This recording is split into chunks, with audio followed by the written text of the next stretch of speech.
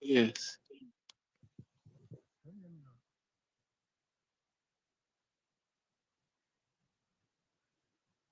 I don't know if you can hear me, Chief.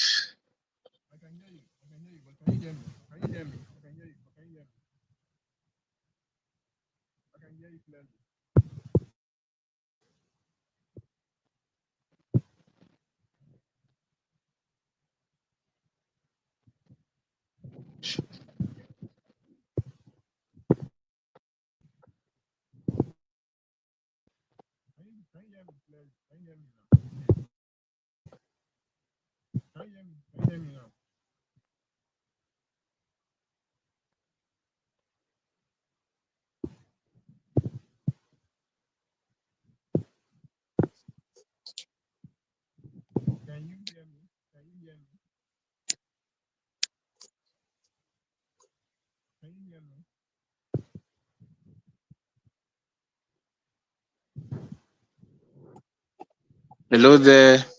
Hello there.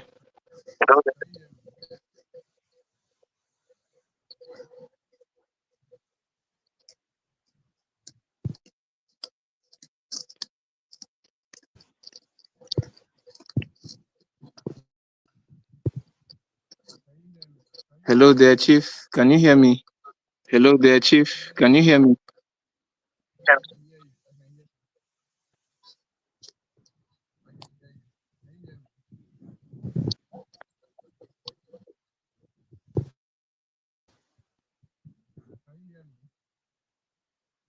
I still can't hear you at all. Can you hear me? Can you hear me now? Yes, I can hear you now, finally. Wow.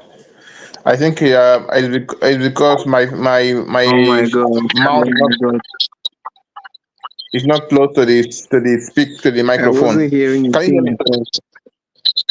Can you hear me now? Yes, I can hear you now. Okay, let's just wrap up with the show. I said, can Liverpool realistically be the first team to win the quadruple?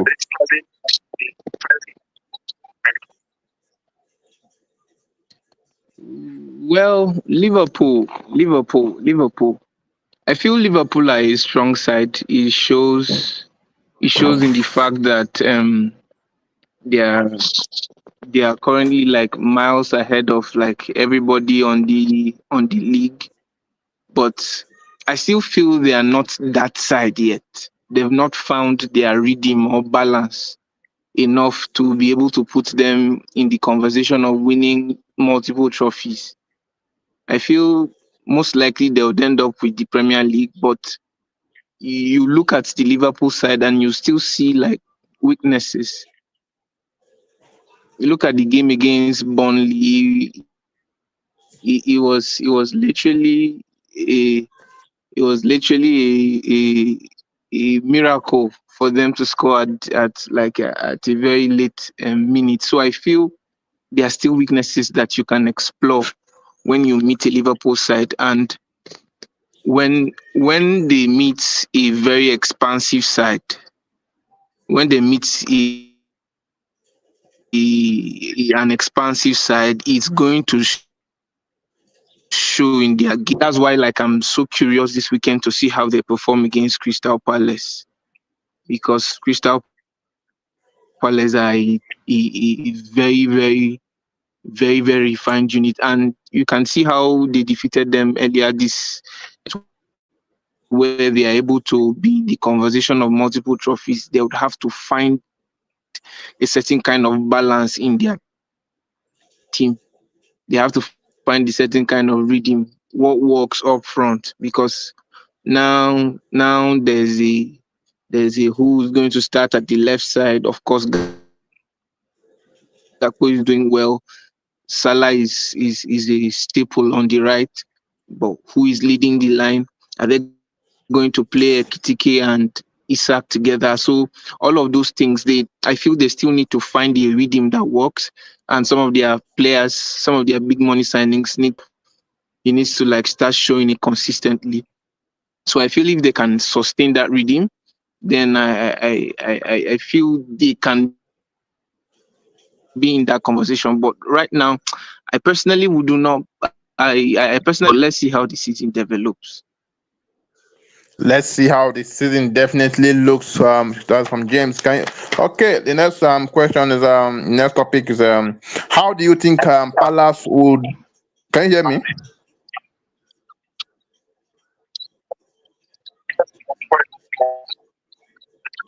Can you hear me? Yes. I think I can hear you. Okay. I said, how do you think Crystal Palace would do this season? Can they go on to win the Conference League? How do you think they will do this season? Yes, I can hear you. Did you get the question? I said, how do you think Crystal Palace will do this season? Can they go on to win the Conference League? How do you think Crystal Palace will fare this season?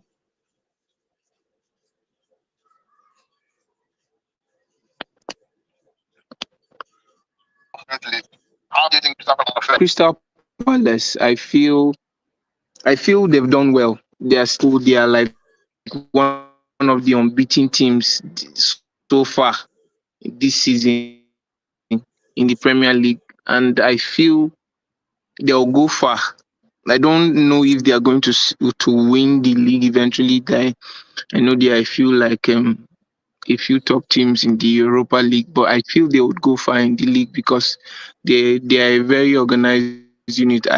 I feel Glasner is an amazing coach and he's doing so much with them. And considering the fact that they like lost their creative kingpin in Eze, and they're still able to like stay in the game, deliver. I don't know for winning. I can't tell at this stage, but a lot of times it's difficult to judge a team's cup form with their league form. A team might be like very strong in the league, like we have seen with Palace, and then they are inconsistent. But I believe they have compactness, they have like the coach for it. So let's see how far they go. Let's see how far they go. Coming from Mr. James. Okay. The last uh, the last topic we're going to discuss is I saw on go.com this evening because we would like to discuss the trending stories, right? So I saw on go.com this evening that Lescott, former Everton player Lescott, he was saying Harry Kane was taken for granted by being placed 13th in the Ballon d'Or rating. Do you think that is the case? Do you think the Hurricane should have earned a better rating at the Ballon d'Or? What do you think?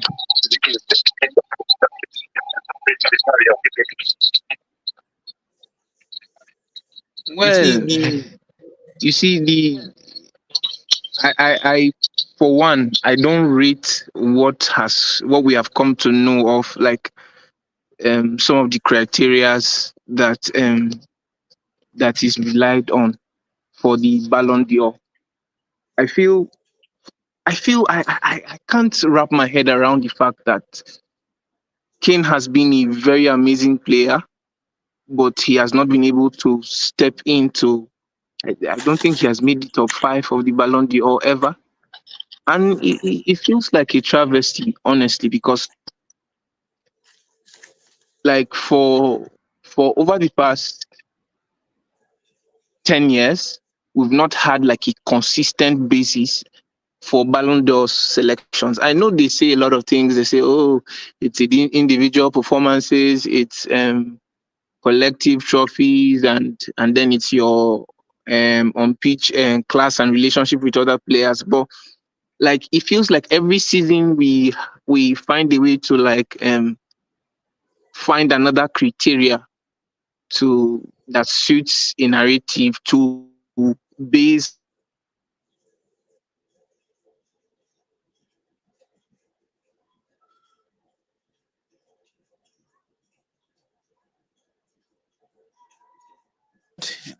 Harry Kane had an amazing season, and I believe like he should have been like much higher. He should have been much higher in the Ballon d'Or ratings than like he was. So I believe that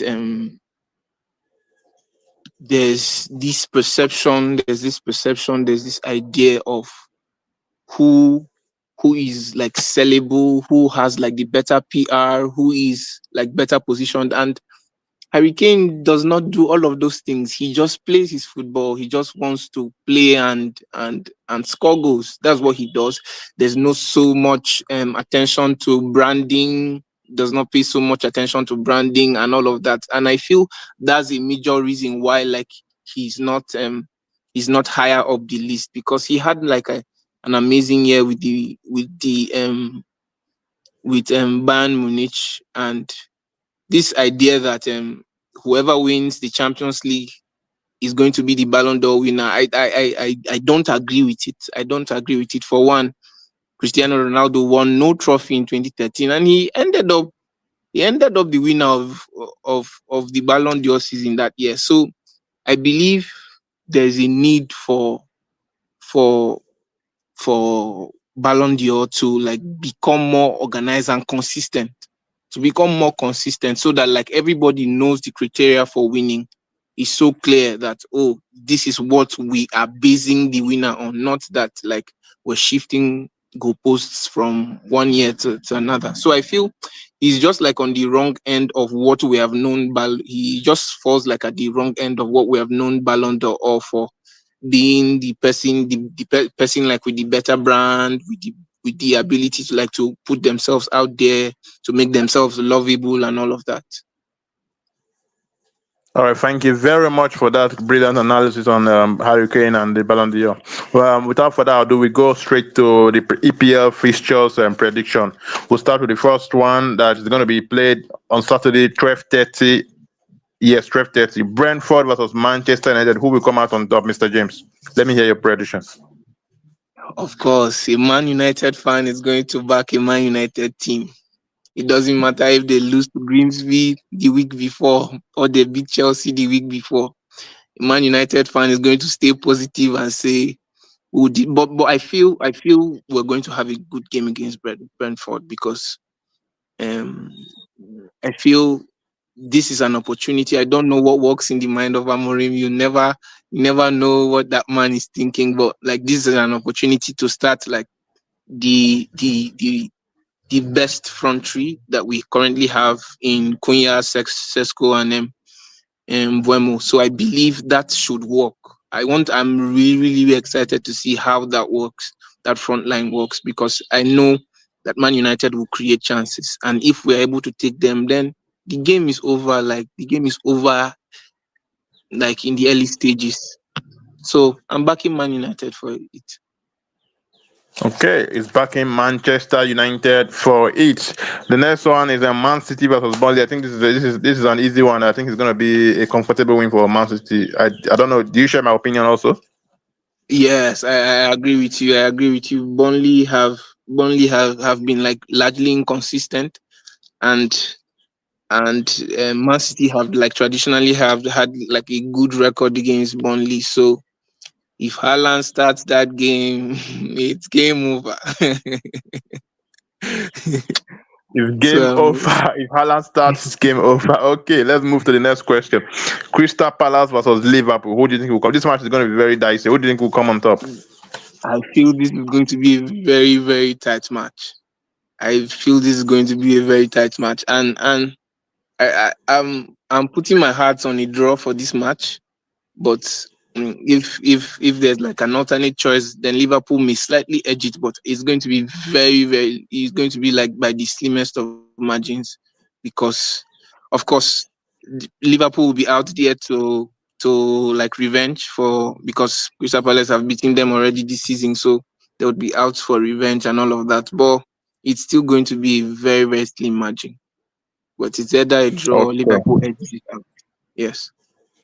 All right, it's going to be a slim margin. Okay, let's move to the next match. Chelsea versus Brighton. This is going to be another tough match again, if you agree with me. Yes, because I feel one of the boogie teams for Chelsea, like aside Manchester United over the past seasons, has been Brighton. Brighton are suddenly just so good when they meet Chelsea. So I don't know if that run is going to continue this time, but it's going to be a very difficult match for Chelsea. And if they are able to stamp their authority on the game early on, I feel they might edge it, but seeing as some of their question marks, of course, their goalkeeper is suspended, and then Kopama is sidelined. So I feel Brighton have like a good chance to do damage. So I'm going to I'm going to buck the trend and back Brighton for this. It's not my bias speaking. I'm just backing Brighton for this. Chelsea fans will come for you. Don't worry, they'll come for you. Don't worry when they see this. When they see this prediction. I expect them to. So the next match is Leeds versus Bournemouth. I think Bournemouth should be able to win this. Yes, I think Leeds have been inconsistent. They've been like one of the promoted teams that like I've not been able to like see a consistent level of performance from them. Unlike Sunderland, like that is like showing up. So Leeds are not have not been there. So I believe Bournemouth should like be able to do like um good stuff. Semenyo is like in a very good form, and some of their players, I believe Bournemouth should be able to edge this one out. Okay. Next match is Forest versus Sunderland. This is going to be a tough match. Seriously, if you ask me. Mm, Let me hear you. mm. Forest versus Sunderland. Yes, and especially because Forest have suddenly like lost the form that like they had last season. We've not seen that level of consistency and performance from them. I think they lost 3-0 to West Ham. Like so, and Sunderland have like been one of the consistent performers among the three like promoted teams. So I believe Sunderland may pose like a very strong threat, but Nottingham Forest need this win to set their season back on track. So I'm interested to see how they perform, because like on the normal day, like they should still be on their new manager bounce. So I'm backing Forest for this, because I don't believe they are going to follow up a bad performance last week with another bad performance. So I'm trying to hope that they play better.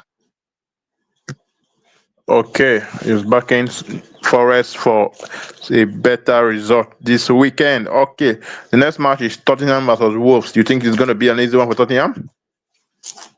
Yes, I think it should be an easy win for Tottenham, because Tottenham have been like one of the top teams, and it's an amazing what Frank is doing with Tottenham is so amazing. He has set them up to like be able to be in a position to finish like in the European places this season. So, and Wolves are still without a point after game week 5. So I don't believe this is going to be their first point or first 3 points. I'm backing Tottenham for this.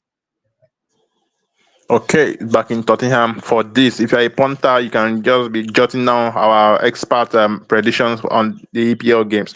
Okay, the next one is Aston Villa versus Fulham. What do you think? What will happen? Aston Villa, do you think they will follow up with their win in the Europa League with a brilliant result against Fulham? Yes, Aston Villa have been largely poor.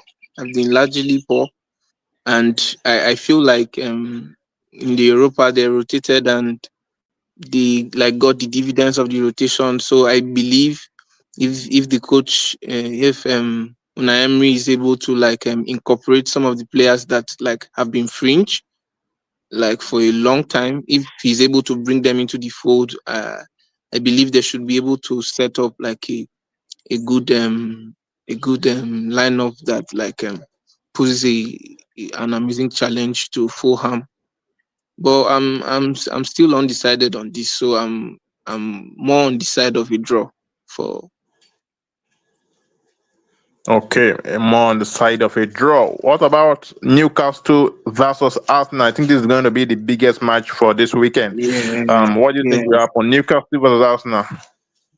You, this is the kind of game where you never can tell because like what I feel like Arsenal have become like more rigid. They've become more rigid than ever. So like you never know the version of Arsenal that you're going to get. You never know if this is going to be the team that is going to go or all out and destroy their opponent, or this is going to be the team that is going to like try to manage games. And I feel if they like try to sit back and manage the game, then Newcastle may may take the game away from them because Newcastle also play a very physical game, high pressing game, high intensity. So if Arsenal are like very serious about being title contenders, these are the kind of games where they are supposed to start on the front foot and stay on the front foot. That's what champions do.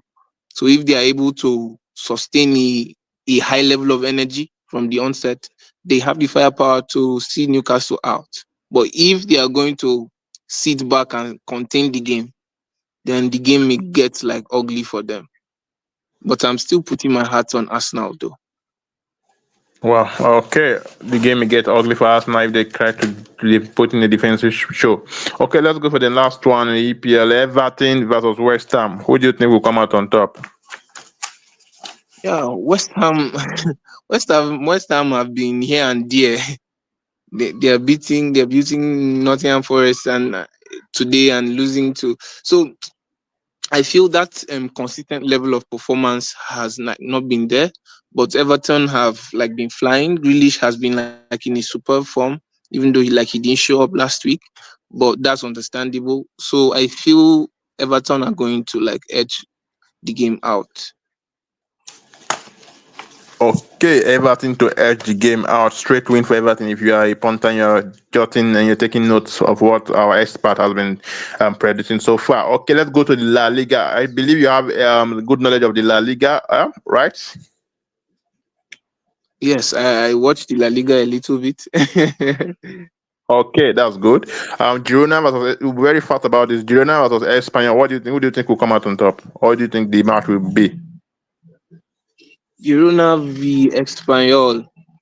I've not seen so much of Girona this season, but I believe they are a very good setup and they are very capable of giving like upsets here and there like across the season. But Espanyol like are the better prepared team, better setup team. Like when you check um, when you are going on paper, but like it's football, anything can happen. But I'm putting my heart on Espanyol.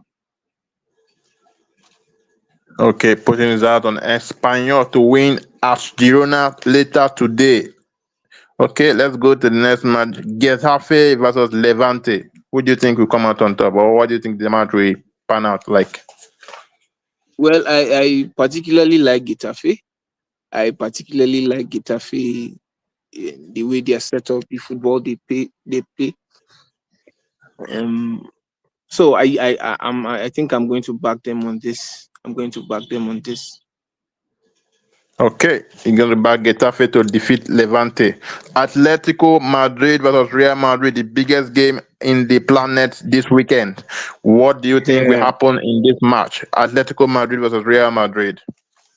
Well, I feel that Alonso is doing an amazing job with Real Madrid so far. Perfect record. with them. So I believe it's going to be a very, very difficult, very, very difficult game for Atletico. So I'm putting my heart on Madrid to win this out. I feel Alonso, what he has managed to do is to set up a system that works, and you really do not know his starting lineup. Like for every match, he has like the ability to just turn things around and just make some spices, and he hasn't been like all rosy for Atletico this season. They've not been like in the best form. So I believe Madrid are going to win this game. It's going to be slim, but Okay. Madrid are going to edge it out. Madrid to edge this game out. Okay, the next game is Mallorca versus Alaves. Mallorca versus Alaves. What is your thought on this game? Well, I've not seen much of both teams. I've not seen much of both teams this season. I don't think I've seen any of their games so far this season. But I'm putting my heart on Alaves due to the fact that they've been largely more consistent in their league matches when you look at. So I'm putting my heart on Alaves for the win. It's going to be a very close match. I would not be surprised if a draw happens in that match. So I'm interested to see Okay. how it turns out. Okay. The next match is Villarreal versus Atletico Bilbao. What do you think? Hmm. That's going to be a very close match. Like both teams are well equipped to like win a game. Both teams are well equipped to win a game, and I feel that Villarreal this is the season where like Villarreal like needs to like step out and cement themselves. They've made like a few like good signings, some of our Nigerian brothers, and so I'm rooting for them. It's not bias, but I feel this is the season where they need to like come out and step up their game in the La Liga to show that like they can actually be one of the top four teams. But it's going to be a very difficult game because Atletico Bilbao is a good side. So this Okay, game is it's going to be hanging a in the balance. difficult game. Yeah. Okay, Rayo Vallecano versus Sevilla. Rayo Vallecano versus Sevilla. What is your thought on this game? Yeah, this should be a straightforward win for Sevilla. It's a win they need. It's a win they need to actually set their season like going consistently because I feel that unlike unlike like we've previously known, the race for the top four in La Liga is going to be like very intense, and these are the kind of games that Sevilla needs to be winning to put themselves out there as contenders to make top four. Okay, thank you very much. The next game, Elche versus Celta Vigo. Elche versus Celta Vigo. Yeah, I know Elche can like they're very good like with a number of upsets and they're a very strong side. But this is the kind of game where you would expect Celta Vigo to take advantage of because they are the better side on paper. So I'm putting my heart on Celta Vigo for the win on this match. Celta Vigo for the win on this one away from home. Okay, the next match is Barcelona versus Real Sociedad. Another interesting game for the weekend. Very, very, very, very, very interesting game. With Barca being second place, they literally cannot afford to like sleep because like that will just literally hand over the reins to Madrid to extend their lead atop the table. But so I believe it's going to be a very difficult game. But Barca at home, so you expect them to like be able to light up Camp Nou and sneak out the win over Real Sociedad. It might even be a heavy win. So I expect them to put up like their game out there and do something against Real Sociedad. All right, we go to the next game, Real Betis versus Osasuna. What do you think? Real Betis have like we've known them to be an attacking side. And the goat, our goat, Anthony got like his first goal contribution of the season. Ever since like his move became permanent. So I expect my goat to run the strings and do the damage and do the damage against Osasuna. Because when I, I heard I heard I heard the president of Real Betis saying Anthony was like the most important signing in their history. So like that's the kind of confidence like some players need to actually go into games and dominate the fact that okay, somebody actually believes in me. This is not this is not Manchester where everybody is insulting me and all of that. So this is where I can really deliver. So I expect Anthony to put up like a very good game. Some of their players, it's go to put up a good game against Osasuna, and I'm backing Real Betis for the win. Real Betis for the win for my expert. Okay, the next game, which is the last game in La Liga this weekend, is Valencia versus Real Oviedo. What do you think? Yeah. Well, this is a very good opportunity for Valencia. It's a very good opportunity for Valencia. I feel like for teams that have like traditionally been around the top six in La Liga, uh, their trajectory has not been like really good. I've not been really pleased with the trajectory of Valencia. They've essentially like gone from being like contenders around the top six to being like a mid-table club. So these are the kind of games that like they need to win and not just win to win convincingly, so that like it sets them back like to the path of recovery and being the big name that they are. So Valencia for the win. Yeah. All right, Valencia for the win. All right, this is where we draw the curtain on today's episode of the preview show. Thank you very much, James Enire or Gile. You're from Igala, right? Thank you so much for having me, even though the network wanted to mess everything up.